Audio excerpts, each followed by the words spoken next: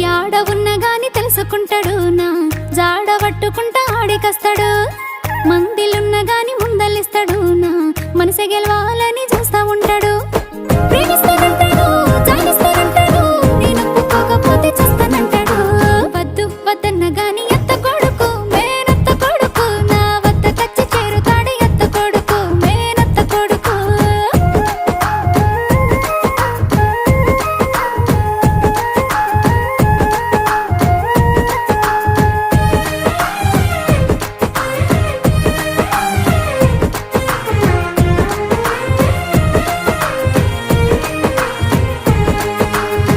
అద్దుమరా తీరి కళ్ళొకొస్తాడు నా నిద్దుర పాడు చేస్తా ఉంటాడు